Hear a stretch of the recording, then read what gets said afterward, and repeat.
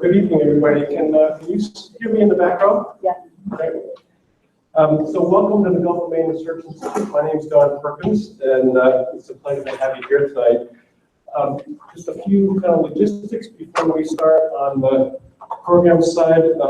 If anybody would like a hearing assistance device, we do have those. So if you're having a hard time hearing me right now and you'd like to try that, please wave your hand and we'll deal with that. Anybody? All right. If you need a restroom, go back out the door and they're right down the hall, right here. And if you have food or drink, please cover it up. We try not to have food and drink in here because we have 100 kids every day in here, and it's used heavily during the day.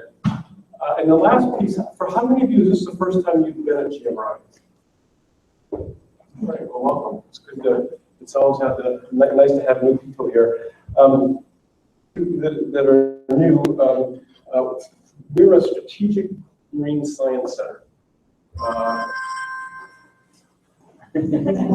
right. Anybody else who has a phone? Turn it on. And our goal is to support the Gulf of Maine as one of the world's most vibrant marine communities, and that's obviously a huge challenge in the context of tonight's discussion. Because the Gulf of Maine is warming quickly and rapidly, there's an opportunity in terms of what's going to happen worldwide. We have three core capabilities: a research capability, an education capability, and a community capability. Our focus is how do we balance stewardship and use of the Gulf of Maine? How do we increase the science literacy and aspirations of kids around the state of Maine? We see about 10,000 fifth and sixth graders in this room every year. Think about that, 10,000. They could be coming from Eastport or Fort Kent or Falmouth or Portland. And there's not another state in the country that has that going on. So there's a very unusual thing happening here with kids. And we're interested in how do you create opportunities in a very challenging century. And if you'd like to learn more about us, there's information out here. We do lab tours, etc. So if you like what you're seeing tonight, talk to someone on the side. We'll look forward to getting back. We have sponsors, the Morton Kelly Charitable Foundation has made a 10-year commitment to support these lectures, and FishFed is our corporate sponsor. So we very much appreciate their support. So now let me shift to Paul. I think in the audience here is a group of Paul's community and supporters, and it's unusual when someone speaks here that he shows up, and it's always a sign of someone who's really on the forefront of this field, who's deeply involved in his work personally, and is admired by people that know him well. Paul is director of the Climate Change Institute at the University of Maine. He's a distinguished professor in the School of Earth and Climate Sciences, the School of Marine Sciences, the School of Policy and International Affairs, and the School of Business. Think about that. So this guy, he crosses boundaries in a way that people usually don't.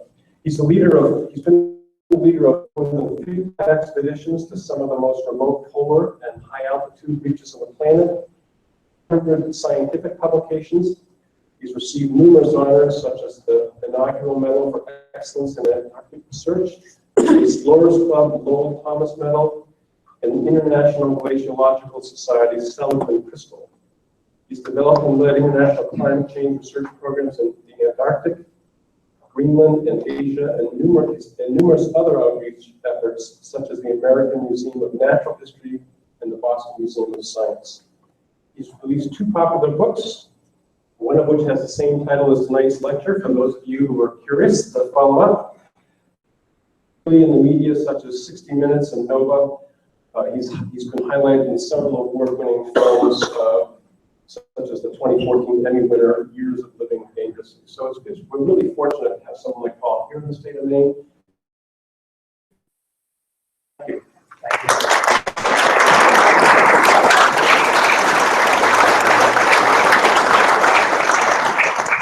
Thank you very much.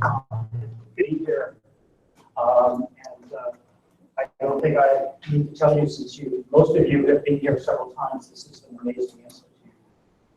Very, very fortunate to have an organist. And we had meetings earlier today, and it's very clear that many of the things going on here are not going on in any other places, for that matter. I'll forget about just Maine outside of it's a great compliment to the staff and here. So we also have a pretty good institute too. It's a little bit farther away from here. It's called the Climate Change Institute. Our slogan is exploration and discovery. One of our honorary members, for those of you who might remember the name, is Paul Heidel.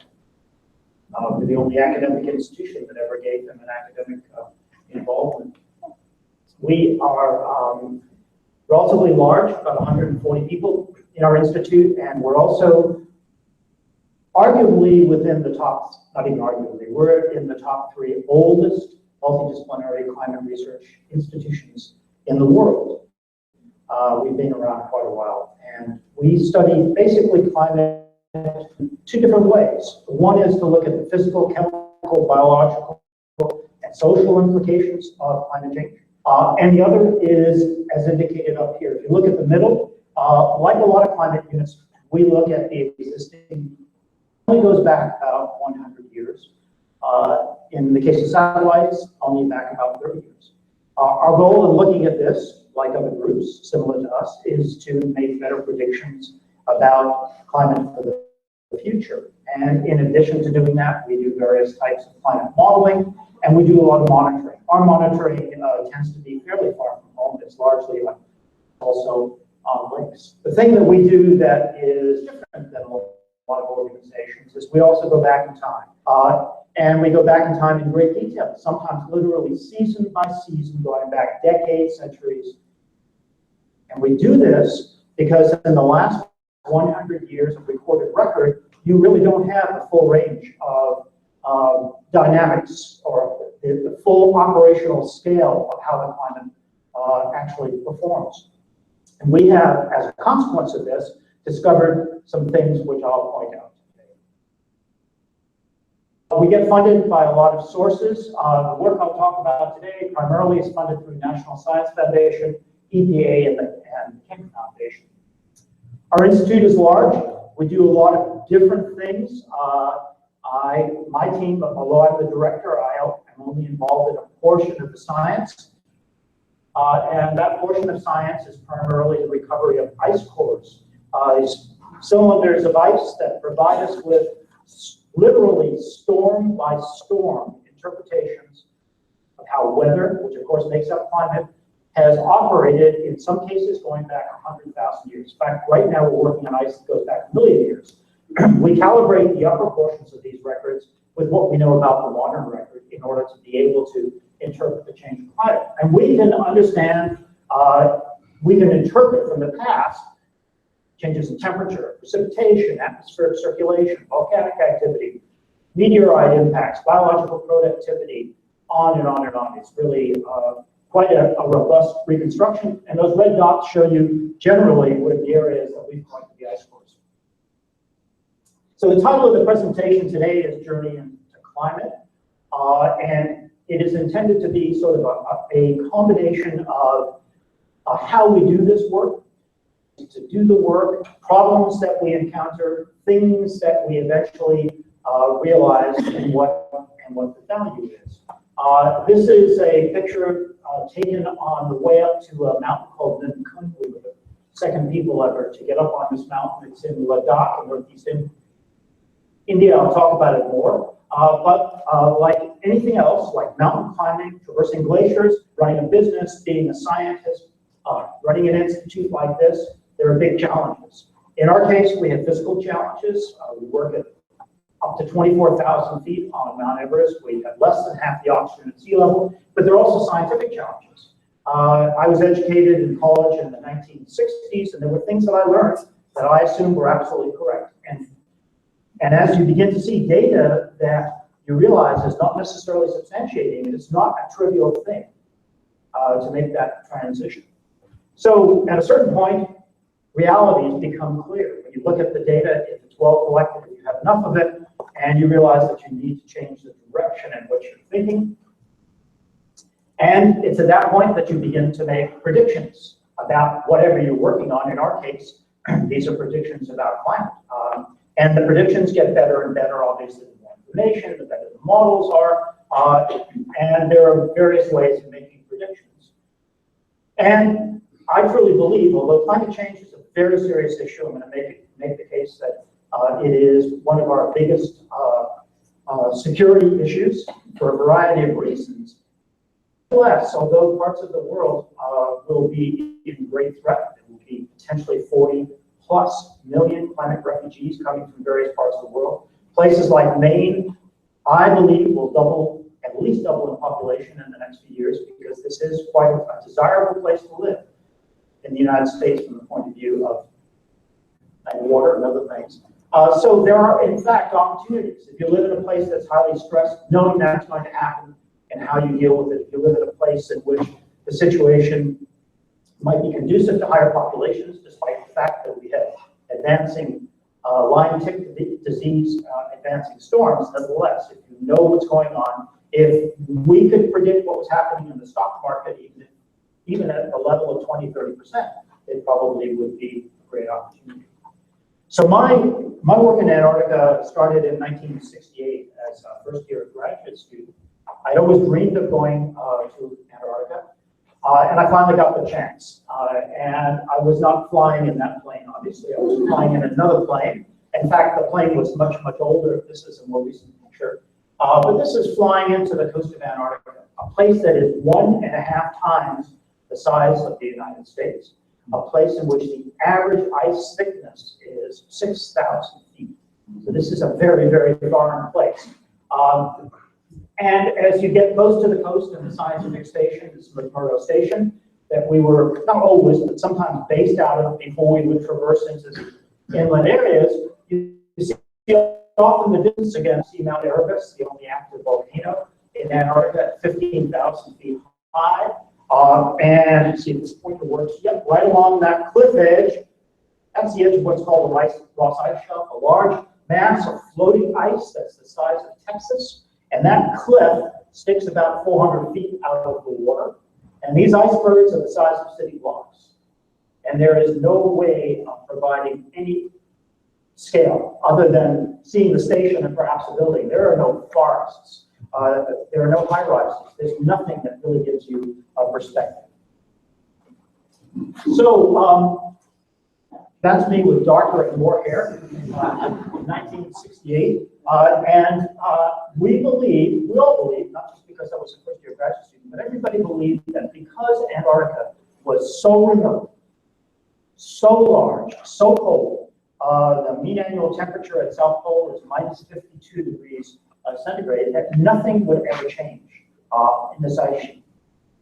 And that's a very important mindset. If you assume that this is a completely isolated place, has nothing to do with the rest of the planet, and will never change. And part of the proof of that were rocks like this. That rock was estimated by geochemists to have been sitting in that position. It's up high up on a mountain, so it's above the 6,000 feet of ice. And it had been sitting in that position, carved by the wind, for about 2 million years, just sitting there. There aren't too many places like that. Most of the Earth's surface has been, in one way or another, massaged by human activity in the last couple of thousand years. And the other thing that was very convincing evidence that this place never changed were these juvenile Adelie seals that you would find on occasion along the coast. So poor juvenile seals that got pointed in the wrong direction, they went inland, and they perished. And they were wind abraded, because the humidity here is 5%, temperature is minus 30 mean annual along the coast, so there's no melting. They were wind abraded, and if you take that seal and flip it over, it felt just like a modern day live Adelie seal. Not Adelie, Waddell seal. Adelie is a penguin, sorry. So you flip that thing over, and it seemed just like a modern day seal.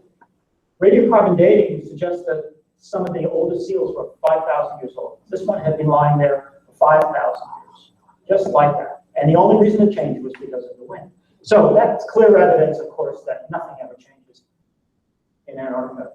Well, by the early 70s, I started leading my own expeditions. We started going into the interior portions of Antarctica, never explored before. Again, areas easily the size of Texas. Nobody had ever gone. I've traversed thousands and thousands of kilometers in Antarctica. I have never, ever bumped into another person.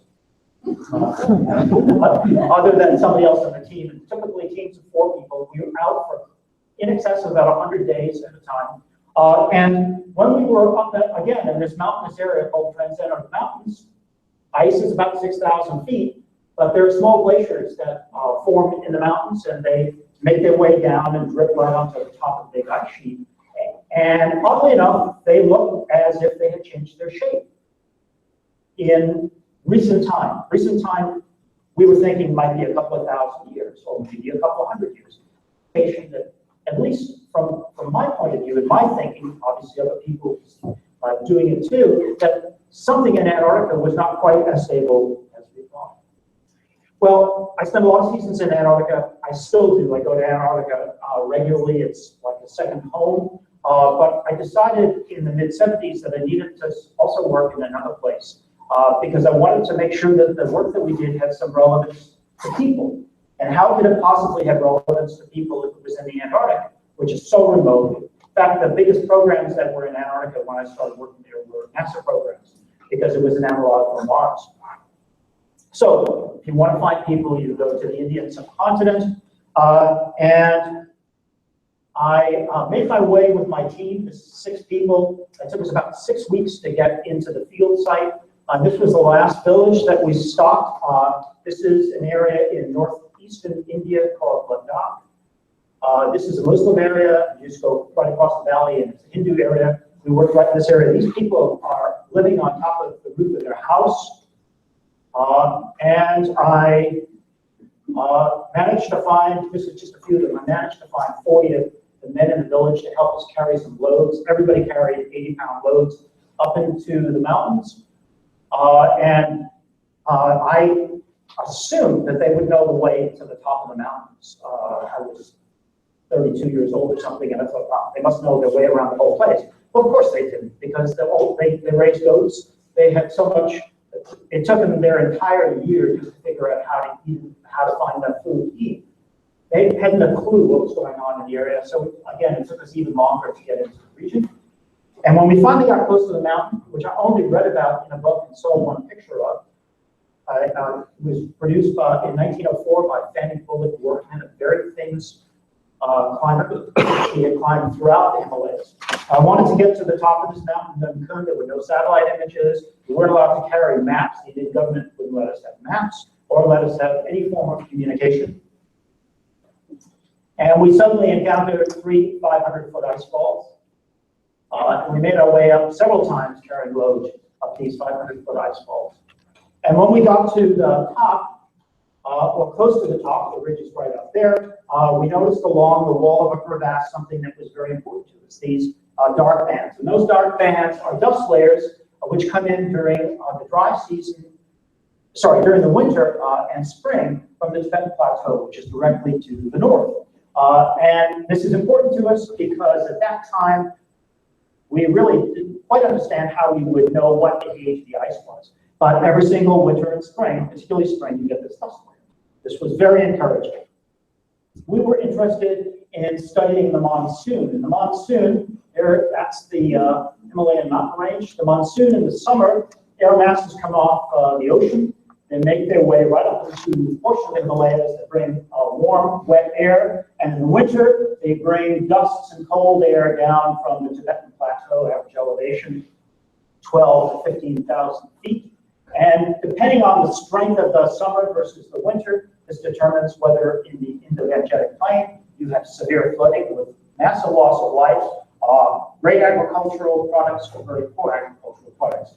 Well, as it turned out,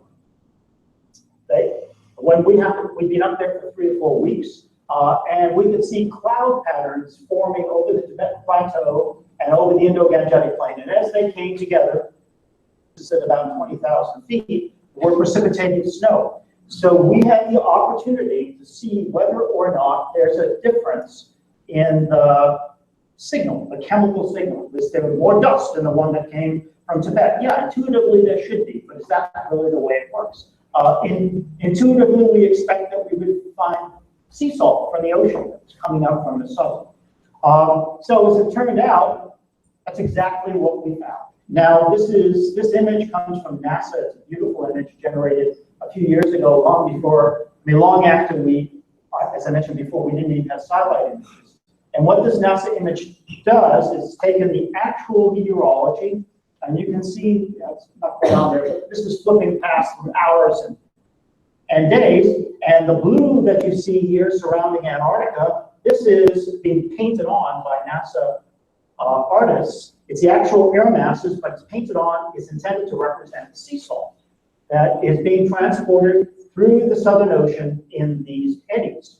If you take a look at the green is basically the fingerprint that you would get from biomass burning. This is burning in the Amazon, burning off portions of Africa. The reddish is dust, in this case coming off the Andes, massive dust coming off the Sahara. Notice sometimes Saharan dust makes its way all the way into certainly eastern South America. And then if you look at the white up here, and that's the Icelandic low, that curl you see there that brings storms into us, nor'easters. That white color is from sulfur, from the production of burning sulfur-rich fuels at one time, and just in general sulfur emissions and in general pollution, including lead. So we were standing right up here, and what we hoped we would see was a biomass signal and a dust signal. And if you look for the right number of days in there, that's exactly what you see. So this beautiful image shows whatever 30 plus years ago was an intuition that we had, although something that you might assume would be correct, something we were able to prove. So the next question is, who cares about which way the wind blows in atmospheric circulation? After all, isn't climate change all about temperature? Well, yeah, it has a lot to do with temperature, and we're seeing big changes in temperature. But the thing that transports heat throughout the planet, the thing that transports moisture, that transports pollutants throughout the planet is the wind. It's pretty obvious. When the wind blows from the south into Maine, it's warmer. Vice versa when it comes up from the north. So you can use these air masses as fingerprints for air that comes from the ocean, for biomass burning, volcanic activity, all the things that I mentioned. And at the same time, if you can develop a history of the behavior of these winds, you know something about the direction that heat is being transported. And cold air come together, they create great instability, storms, flooding, all sorts of extreme events. So this was a way of taking a measure of the climate record and breaking it right down into extreme events and understanding something about the source area. So one of the things that we did almost immediately once we discovered this was to apply to the Environmental Protection Agency to drill an ice core right up in here. This is now the mid-1980s acid rain issue. Some people suggested acid rain wasn't created by humans. Others said that it was created by humans, a similar problem to what some people consider today. And we said that if we could measure the sulfur and nitrogen levels in an ice core here, we could actually see whether or not these emissions, which are coming through the Icelandic low off North America, they're coming also mixing in through Europe, we could see whether or not the record of human emissions of sulfur in this particular case, the record that we saw in the ice core, and obviously the answer is yes. And this is the record that we found. Basically shows you tremendous jump around the early 1900s when the industrial spigots go on. The spikes are volcanoes. You can see the levels stay very, very high. What was really exciting, however, is that they begin to flatten out, and they begin to flatten out at exactly the time that the clean air act comes in. So this was an important finding for us, being able to demonstrate that the Clean Air Act actually was doing something at a hemispheric scale. We've also collected ice cores from all of these red dot areas. Really tells you this is the data. It shows you that in places like Devon Island in the Arctic, in the European Alps, And in Greenland, the onset of, in this particular case, lead levels starts about in the 1940s, when automobiles really begin to churn out and use a lot of leaded fuel. It tells you that in Asia, this is Mount Logan, and it gets its air from Asia. The increase in lead levels was much later because heavy use of automobiles came to Asia later than these other areas. And it also showed you that they instigated lead abatement later than we did, because you can see all these other places, the lead abatement drops, levels dropped earlier. So you put that together and a whole bunch of other observations we've made, including the finding that the levels of uranium on the Antarctic Peninsula are 100 times higher in the last 35 years because of open pit mining for uranium in Southeast Australia. The fact that the only time lead levels in Europe went close to zero was during the Black Death, when 30 to 40% of the European population died, and therefore down to natural levels. You can see that at least in the last 150 years, if not much, much longer ago, the world has changed a lot. We've had increases. This was 5,000 years ago, 3000 BC to 2000 AD. You can see the very dramatic rise, greenhouse gases, population, chlorofluorocarbons, humanly engineered chemicals, radioactivity, sulfur, nitrogen, copper, lead, particulates in the atmosphere. We have created, in the last few decades, a very different atmosphere. And I would go as far as to say, I only put 5,000 years on here because if I went farther back, you wouldn't notice the jump. I would go as far back to say, is since we're Earth history, we've created a chemistry of our atmosphere that is very different than anything experienced in Earth history before. And this has tremendous implications to the ecosystem, to us, the way we evolve. In our institute, because we saw this very, very dramatic difference in the levels of chemistry in the atmosphere, we decided that we should really try to help inform people about what their air quality is where they live.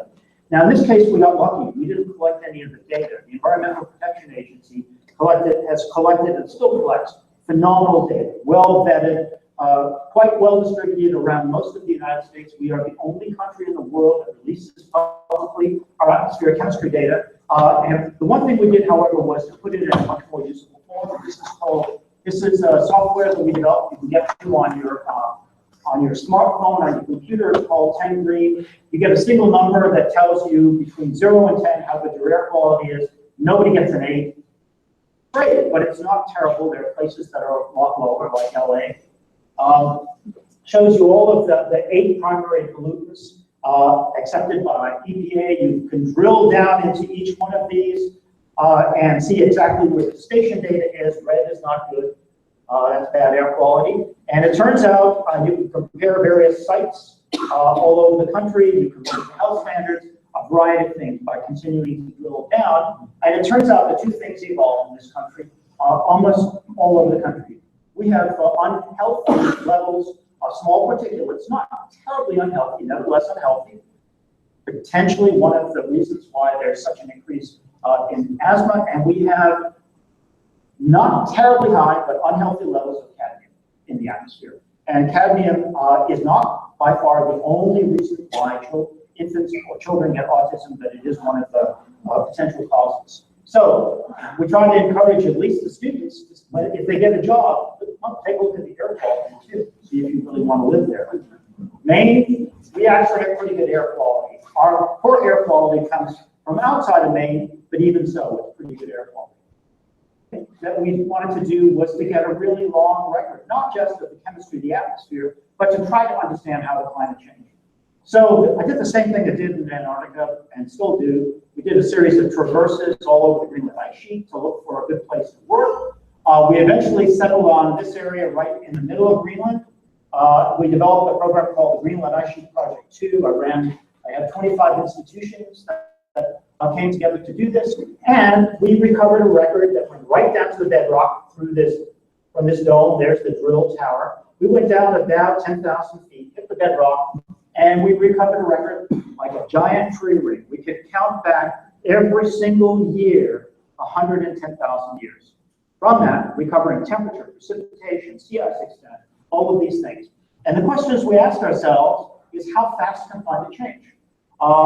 Why, if it does change fast, which was not expected, why would it?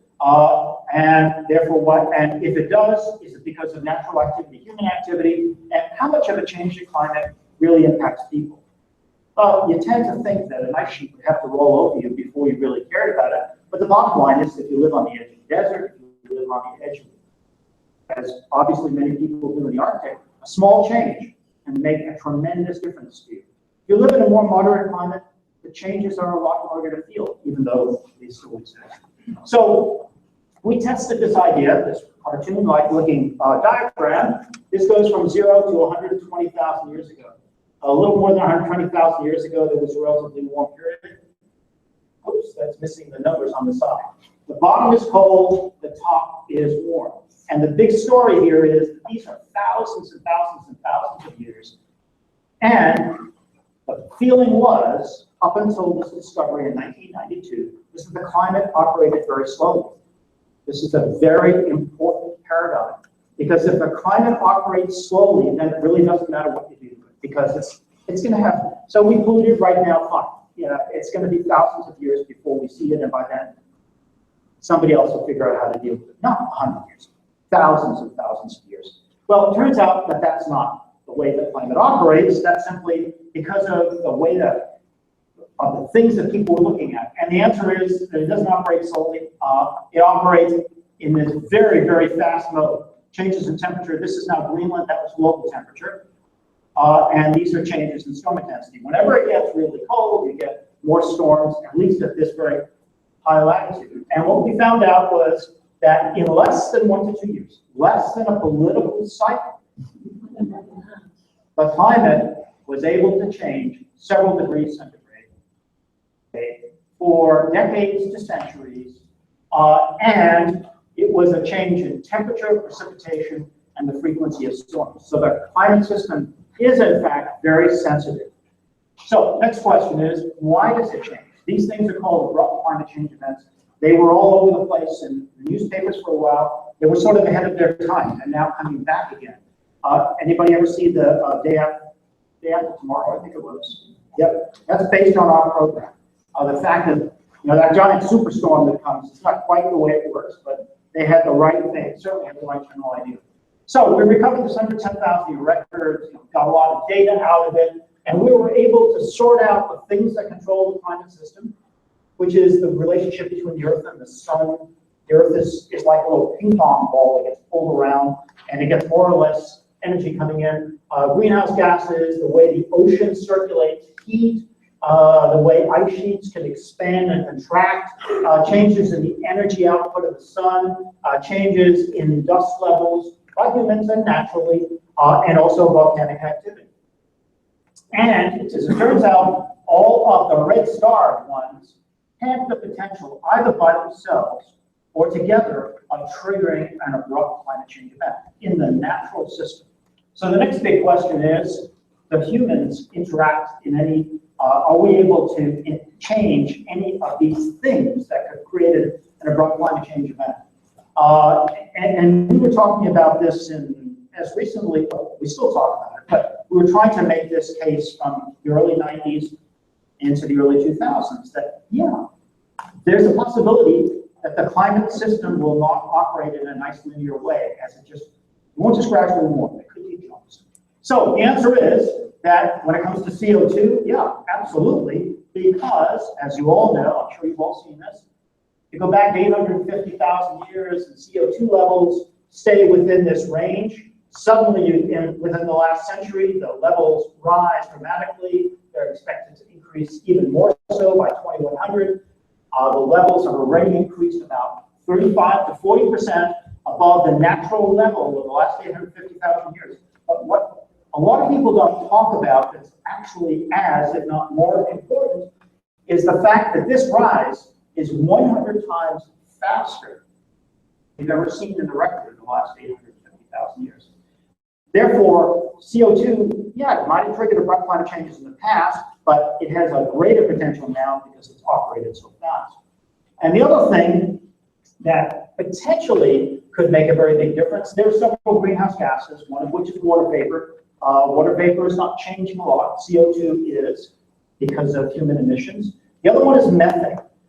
Methane levels can rise as a consequence of agriculture and various biological outputs. But there is a giant source of stored methane that is very similar to the stored source of carbon that we've been using for a long time. That stored source of methane is in the Arctic. It's permafrost. And the estimates of how much methane would be released as the Arctic began to melt were dependent on a relatively slow emergence of an ice-free Arctic, number one. And number two, nobody really knew how much methane was in there and how much would emerge. Now there are parts of the coast of the Arctic where if you dig a hole in the snow, you can actually pull out a match and light the snow because the methane is coming through this melted permafrost. Methane is so important is, unlike, well, CO2 stays in the ecosystem for a long time, a few hundred years. Methane doesn't stay that long. It stays 5 to 25 years, but it's 30 to 60 times more capable or effective in trapping heat. So, and this, if anything, once we begin to see big spikes of methane coming up, we're going to see big jumps in greenhouse gas warming. We've impacted, another thing that humans have done, we've obviously through urbanization and through agriculture created a significant amount of dust in the atmosphere, which tends to shield incoming radiation. We can actually impact ocean circulation by melting places like Greenland, adding fresh water to this ocean system. It actually changes how fast or if the heat is delivered in certain parts of the world. Because of melting along the edges of large ice sheets like Greenland, without going into detail, we can actually change ice in parts of the world, and in particular, the extent of sea ice. This is very important. Sea ice is the biggest seasonal event on the planet. And when sea ice covers the Arctic Ocean, it caps the heat, and it's a light color, so it reflects incoming radiation. To remove that sea ice, heat gets absorbed into the ocean, it also gets emitted out of the ocean. It's a very, very responsive thing. And the other thing that we have been fiddling around with is not solar variability. We haven't changed how much energy comes out of the sun, but it turns out that the impact of solar variability on climate is not entirely, but it's at least partially due to the fact that the energetic particles that come from the sun modulate how much ozone is in the upper atmosphere. And in the upper atmosphere, between about 10 and 25 kilometers, depending on where you are in the world, is a layer of stratospheric ozone, the good ozone, the stuff that protects us from incoming radiation. It reflects it, as opposed to the bad ozone, the bad cholesterol, which comes from ground surface. But this good stratospheric ozone, if you take all of it that is in a column 10 to 25 kilometers thick above us in the atmosphere, it would be about that thick if you compress the whole thing. So it doesn't take much to destroy it. And it has been destroyed, although it's coming back in Antarctica. And it has also been destroyed, not as effectively, but over portions of the Arctic. So when you begin to play around with chlorofluorocarbons, which are very effective in destroying ozone, you can modulate climate through changes in ozone, which is the same thing that the sun does. So now to the question of how much of a change does it take before humans are going to respond? It turns out that the biggest abrupt climate changes came the most frequently and were the biggest when we had a lot of ice on the planet, at a time when there was probably 1,500 feet of ice sitting over where we are right now. And the reason for that is called polar amplification. When you have big white surfaces, you can change the extent of those quite fast, and you can reflect a lot of radiation and affect a lot of change. But we live in the last, in a time period when those ice sheets have disappeared, and when civilization has emerged. There's a reason why the two are related. And one of the records we recovered goes back 10,000 years. It's in this so-called interglacial time where we live today, and it's a record of sea ice extent. There's the ice core. There's sea ice extent around the edge of Antarctica and the days straight today, and at times it actually went out that far, even in the last 10,000 years. So we were able to tell the difference using chemistry between short summers and long summers. Long summers, therefore very warm. And notice the very big drop, therefore a very long summer 4,200 years ago, and another one there about 1,100 years ago, 1100 AD. Well, 4,200 years ago, the biggest one in our record of the last 10,000 years is spot on with the collapse of the Mesopotamian Empire, which is where modern-day Syria and Iraq are. And all it required to create drought there was a change in the length of the summer season, which is the dry season. It was made longer. And for those of you who saw the second to last Raiders of the Lost Ark with Sean Connery, that's the city that they ride away from at the end. It was a city that was completely abandoned because there was no water. It just happened to be built a little bit too close to the desert. Wasn't in the desert when they built, but just a few degrees, a few kilometers away, the desert basically encroached on. And the collapse of the Mayan civilization in Central America, similar sort of thing. Air masses being displaced as a consequence of these abrupt events. Now, I think I forgot to mention this earlier. These abrupt climate change events, and this is very important, so I'm sorry. They are affected in the following way. That blue line over North America is the edge of the jet stream. And that's the edge of the jet stream in the winter, and that's the edge of the jet stream in the summer. This is the thing that allows us, if you fly in an aircraft, to go from California to Boston, west to east versus the other way. So these abrupt climate change events are basically shifts during which the position of the jet stream is pushed significantly farther south and stays that way, making more winter-like conditions. In a place like Maine, it would be the equivalent in 2 years, 2 years from now, of taking Maine from 3 months of summer to 11 months of summer, if that happened, and vice versa, much milder conditions. When circulation systems, like the jet stream, move, a lot of other systems that are tied to it, right down to the equator and coming from the other hemisphere, also move. And it turns out that under warmer climates, the jet stream will move farther north and a little bit more too, which I'll add in a second. And these orange areas are the areas that the Intergovernmental Panel on Climate Change has suggested will be drought areas in the next few decades, certainly by 2070. And these are that's the collapse of the Mesopotamian Empire, that's the collapse of the Mayan Empire. We're able to demonstrate that, yes, during warmer times, this is exactly what happens. There are many people, including myself, who believe that one of the major underpinnings for the Arab Spring was, in fact, the drought in what is today, what was common. The other thing, the alternate, which is very interesting, is where will the wet areas be? And it turns out we just recently finished a program in Tajikistan and Kyrgyzstan recovering an ice core. And it turns out that right there in Tajikistan is the largest mass of ice outside the cold regions. It is complete, it's a southern border, it's Afghanistan, it's surrounded by China, Uzbekistan, and Kyrgyzstan. It's related to Iran. Everything else around it is dry, but because it's high and has a lot of snow, it makes it a water tower. African countries, actually more so in West Africa, but if you are familiar with Lesotho, Lesotho is a landlocked high country in the middle of South Africa, and they get a lot of rain because they're up high. They sold all of their water rights, you heard about this on NPR recently, to South Africa, and now they're experiencing a little bit of drought, despite the fact that they're a water tower, and they have to buy their water back from South Africa. So the next thing we did was to really begin to get into earnest in the Southern Hemisphere. I organized 21 countries. We traversed all over Antarctica, thousands and thousands of kilometers, using these now big vehicles. As you get older as a scientist, they give you bigger vehicles.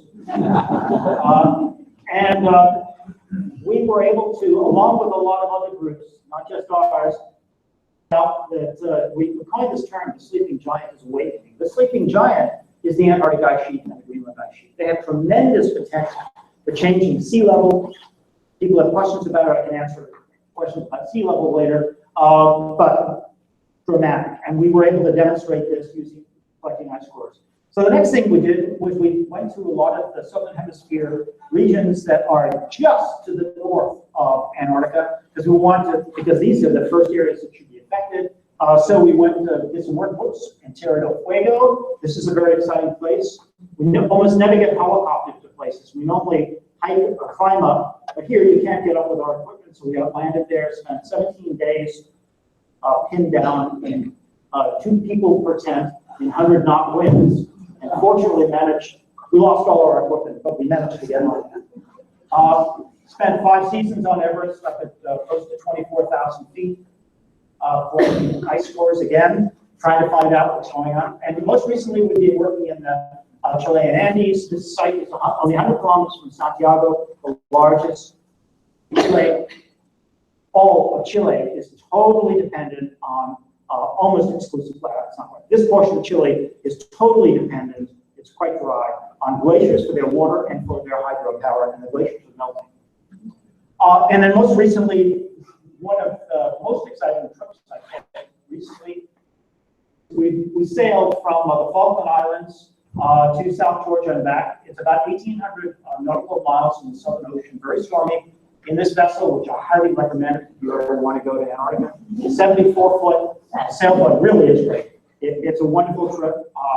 And then we landed on South Georgia, same place Shackleton did. We were there a year ago, this coming October. Climbed up the same route that Shackleton did. It turns out he actually found the very best way to get up the island by accident. Went up much higher, collected an ice core.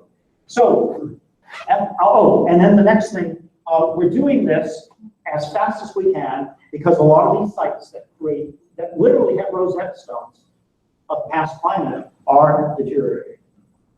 So, I don't know what happens to the text on that. So, you take our past climate data, you take the modern data that is being collected by scientists, NOAA, European, Asian, etc., all over the world. You put it all together, and you want a nice way to understand what the physical climate is doing. We had already done EPA data for chemical climate, and we've generated this thing called Climate Analyzer. I really encourage you to look at it. It'll give you the daily forecast, and it will allow you to transparently and easily take a look at whether or not warming is occurring in a place, what the precipitation is. If you want to teach yourself meteorology, you can use this, see which way the winds blow, what time of year our place is dry. So we generated this software. We get 1,500 hits a day. If you see really nice looking graphics like that in the newspaper, it probably comes from us. And the reason we did this is that if you look at a global temperature record, let's say that goes back to roughly 1880, there's no doubt there's a rise. There's some variability, but there's a very prominent rise. That's a satellite here. But it doesn't necessarily give you the same information about winds, precipitation. It gives you no information from remote areas or longer-term perspective. So we wanted to put all of these things together and be able to show them in map form. Now, we're not the only people ever to do this. We've just created a system that's very easy for others to look at. And this is what a change in temperature looks like if you compare the time period 1998 to 2015 to roughly the previous, 18 years or so. Red is warm, blue is cooling. It's clear that stuff's happening in the northern hemisphere, the land hemisphere. It's clear that there's a very dramatic change in the Arctic. Clear that there's a change, again, in the polar regions around Antarctica. Interestingly enough, the Southern Ocean is cooling.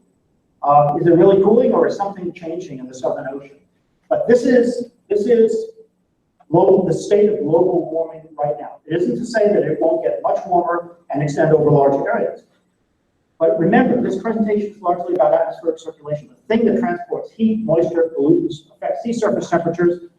So let's take a look at what the winds have been doing. It turns out that the winds surrounding Antarctica have actually been speeding up. This may not look like a lot, but it's big. It's like a 15–20% increase. I'll tell you why in a minute. And if you take a look at the winds around the northern hemisphere, these are the westerlies in the southern hemisphere. These are the westerlies, the jet stream in the northern hemisphere. Blue tells you that in general, the westerlies have been weakening in the northern hemisphere and they have been speeding up in the southern hemisphere. This is a consequence, Not entirely of human activity, but largely of human activity. And here's why. This is a side view of the Earth, the northern hemisphere. The Arctic has been warming dramatically. I'll show you how much.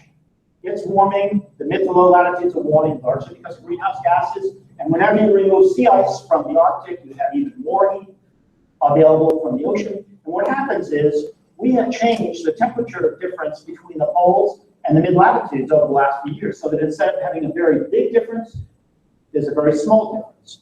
And that small difference means, because the winds run perpendicular to that temperature gradient, that means that the winds tend to slow down, and that's what this is intended to show you.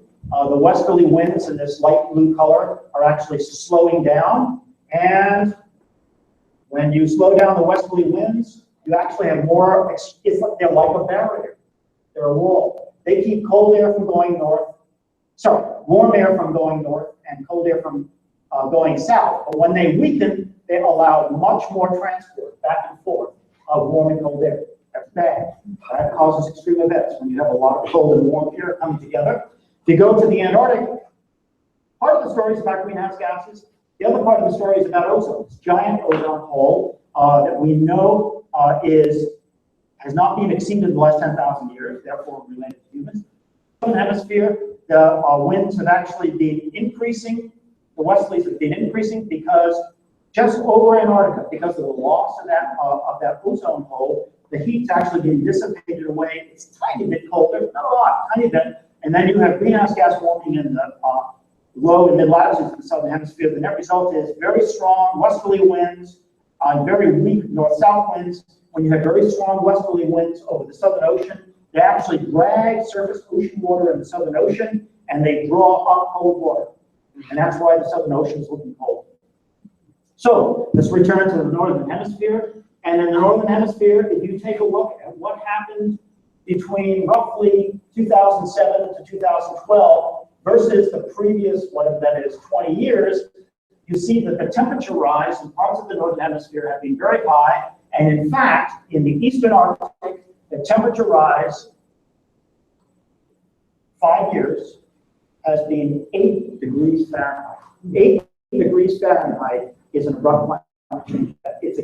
It's not the biggest that we've seen in 110,000 years, but it's big, 5 degrees centigrade. It is not as extensive in terms of area. And another way of looking at it is to look at, this says annual melting degree days is basically the length of the summer.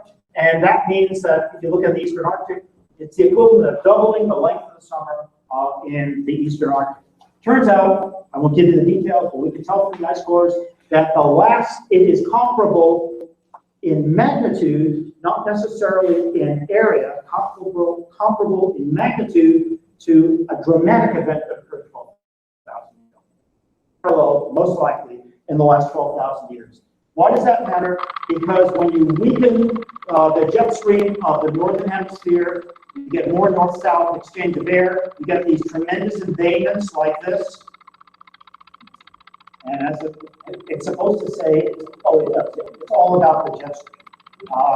And if you take a look, for example, at how temperature has changed over the Northern Hemisphere, you can do this yourself with Climate Reanalyzer. This is 1975 to the present. It's been almost a 1 degree centigrade rise.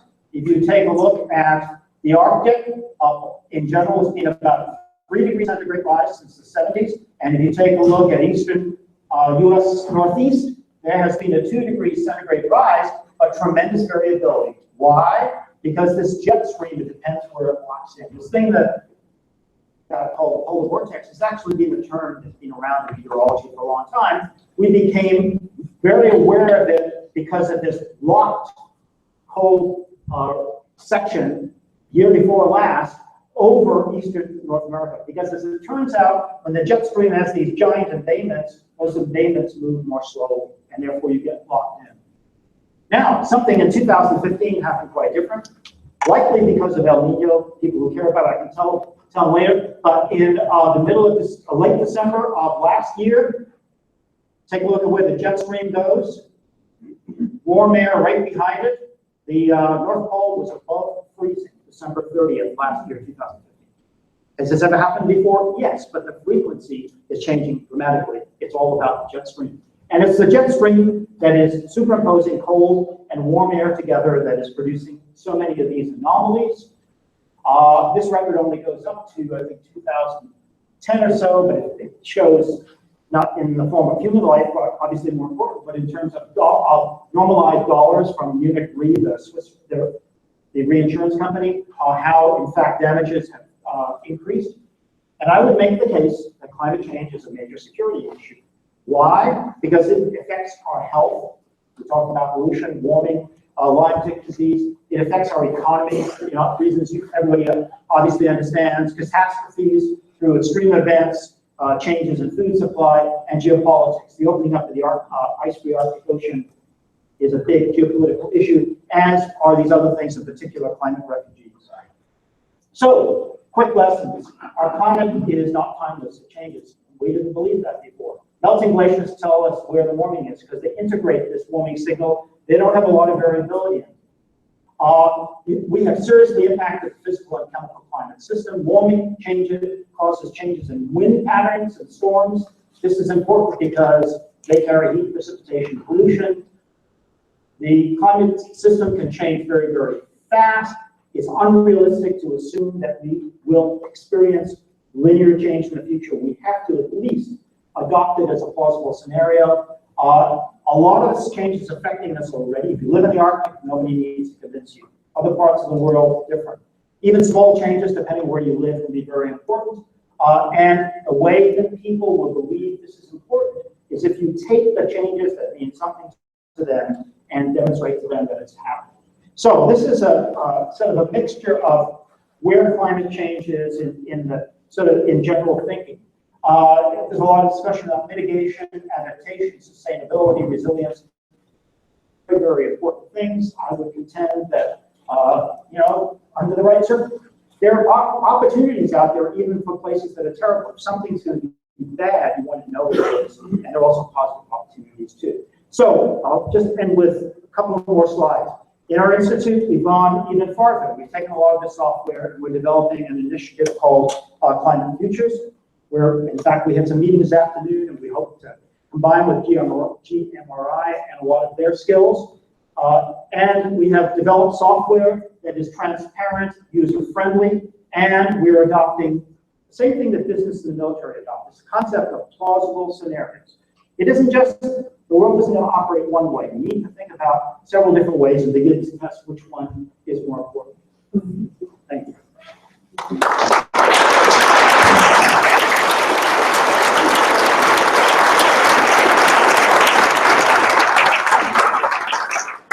Thank you, Paul. We'll take a few minutes for questions. We typically wrap up at 8, but we'll take a few questions and then we'll go for 5-8 minutes here, and then we'll stop. And those of you who want to stick around and ask Paul a few more can, and the rest of you, if you want to leave, can leave. So, yes.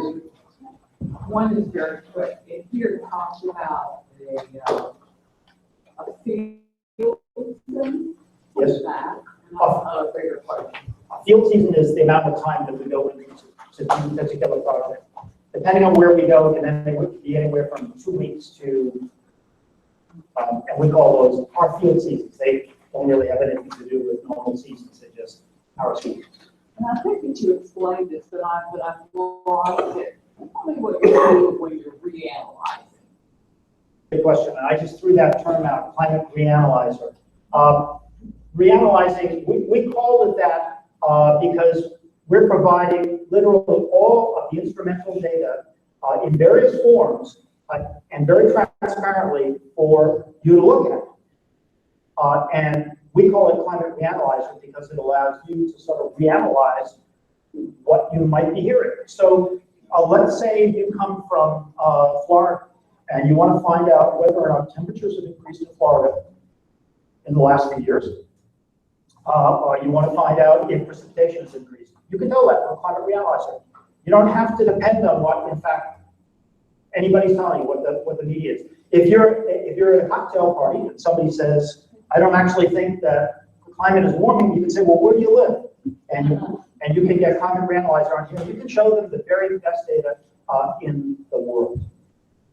those individual stations, and let's say that you're interested in that event that happened 30th of December, how different is that event, 30th of December of 2015, compared to all of the other records from that one area? Assuming there's a record from that area, you can pull up all of those other records, plot them literally by the day, and superimpose that year on them, and you can see, yeah, December 30th was unbelievably, it really was anomalous compared to 10 years of record, 50 years of record, whatever. So we call that reanalysis. Yes. I've seen some charts that summarize ice core data from the Antarctic, focusing specifically on carbon dioxide and temperature variations. Right. I was just wondering if you could kind of give us the context of what's happened over the past 800,000 years, and then maybe the past 10,000 years, where we are now. Well, if you look at the last 800,000 years, you basically have, every single time CO2 goes up, temperature goes up, they track each other very, very well. The resolution of the records is not always fine enough to tell if the temperature changes before the greenhouse gas or after. I know that sounds a little odd, but the reason I say that is that in some ways it doesn't matter, because the bottom line is that the reason that the temperature is sustained because of greenhouse gases. The fact that greenhouse gases today, or in recent decades, have risen 100 times faster than anything in the last 800,000 years means that even if it didn't force the temperature change and only sustained it in the past, it now has the capability of doing that, and most definitely did. So if you look at 800,000 years, you generally tend to see these what are called 100,000 year cycles. And out of every 100,000 years, it's about 90,000 years of cold and 10,000 years of warmth. 1960s and 70s and 80s, people, I probably did too, we talked about the fact that the next ice age was coming, because the warm period that we live in has been going on for about 12,000 years. And it sort of would appear that it should be getting colder. In fact, in 1400, we entered what's called the Little Ice Age, and during a time during which temperatures in parts of the world dropped centigrade. There was more sea ice around Greenland, a whole variety, a lot of evidence. So it appeared that that's what should be happening. If it did happen, it would take the next several tens of thousands of years before you actually begin to cover the northern hemisphere with a lot of ice. The fact that it didn't continue, the fact that you see this temperature rise, and even more importantly, the fact that you see glaciers shrinking all over the world, because in a way they're the canary in the mine. You can make a mistake with recording a temperature record. You could suddenly have the conditions around it change. These glaciers have no reason to be to provide the wrong information. The fact that they're nothing tells us that there has been warming. Everything from the natural climate tells us we should have had cooling. So now what we have, compared to the way the system has operated in the past, I believe we have a natural climate that actually wants to be a little cooler, but we are overpowering that with greenhouse gases. And again, we're creating this juxtaposition of cold and warm, which creates instability. And I think all of the models, they may disagree about how much will happen, but every single model, they all agree that we have more and more climate instability in our future as a consequence. So the past is a good key to the present, and we are, in fact, the climate system still operating based on the same forcings that it always has.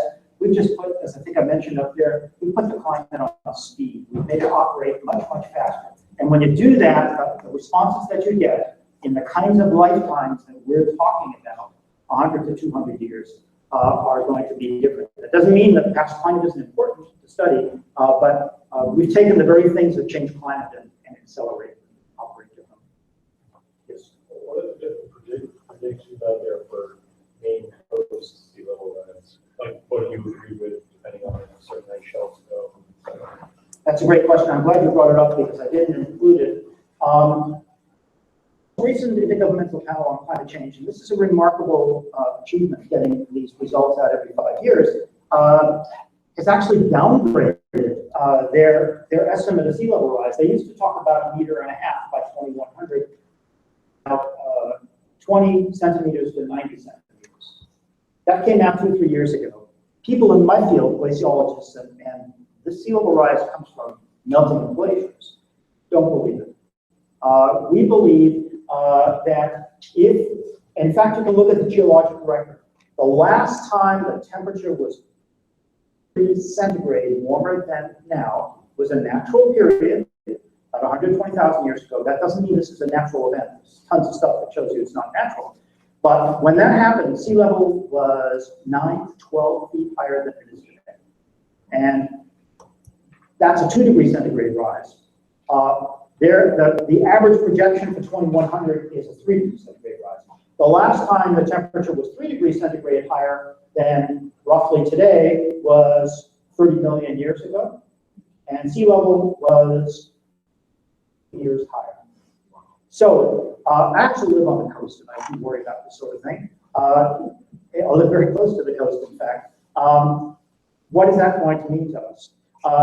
I'd say that I wouldn't be building a house right now and expecting it to last by 2100, 2200 within a 0.5 meter of sea level.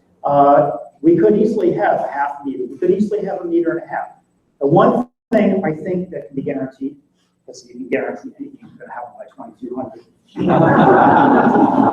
is that by 2200, sea level will rise at least 3 to 4 meters, 9 to 12 feet. Why do I say that? I say that if you're going to redesign cities, as Boston is, Boston is already planning on becoming Venice, the Venice of the East Coast. You need to start doing it. You need to do it now, and you don't want to do it for some conservative estimate. You want to do it for something that's more realistic, and the answer is 3 to 4 meters is.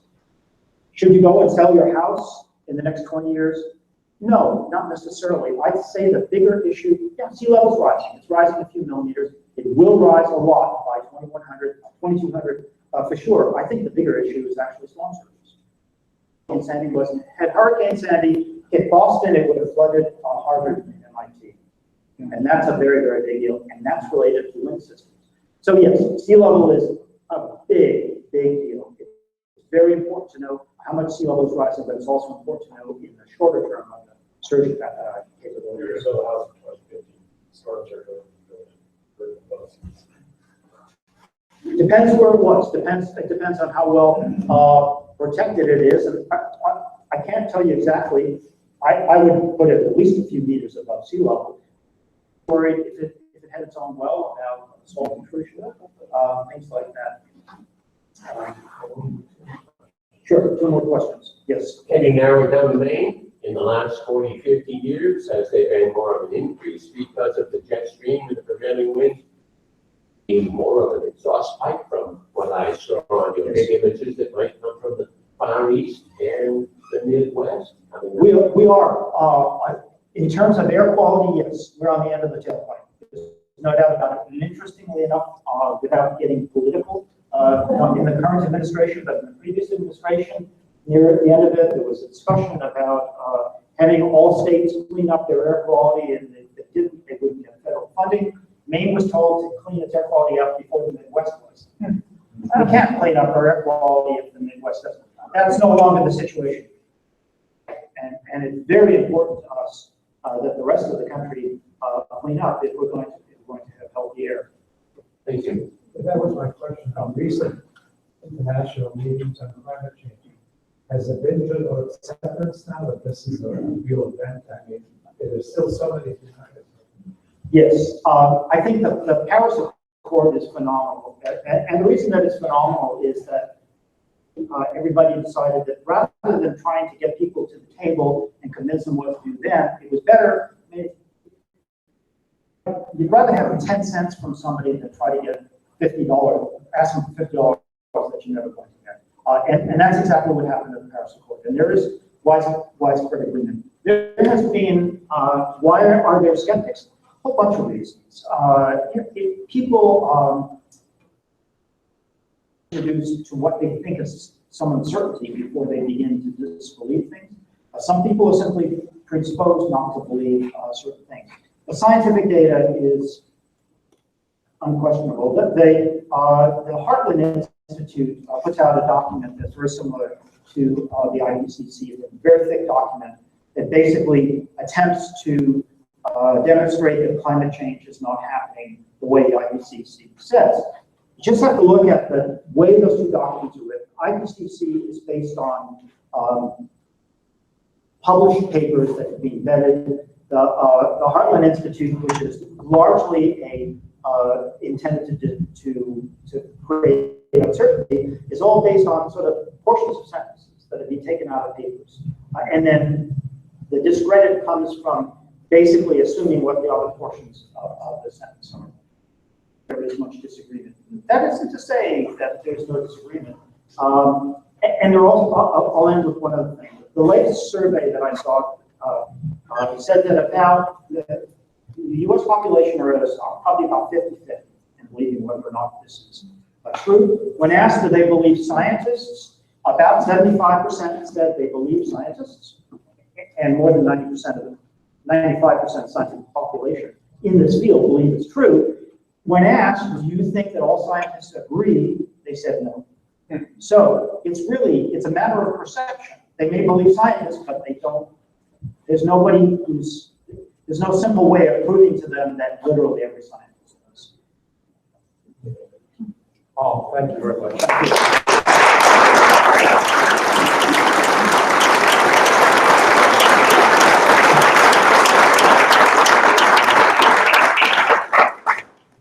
I think I suspect I speak for everybody saying it was work to keep up with you. It's astounding to have you kind of that magnitude of information around an issue that obviously is complicated and we're all grappling with. Before we leave, again, I want to thank Paul for taking the evening to come down here. Obviously, he's under heavy demand and spends a lot of time doing this kind of thing, so we're very fortunate to have him join us. Our sponsors, the Morton Kelly Charitable Trust and Fish Vet Group, again, thank you to them. We hope that if this is your first time, you come back. We're really a word of mouth place, so be sure to bring a friend with you. If you like what you saw here tonight, please grab an envelope on your way out.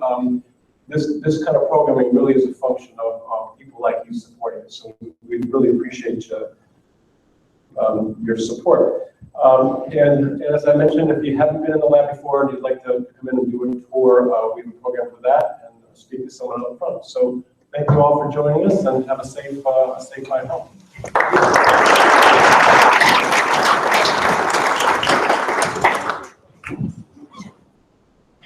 Really?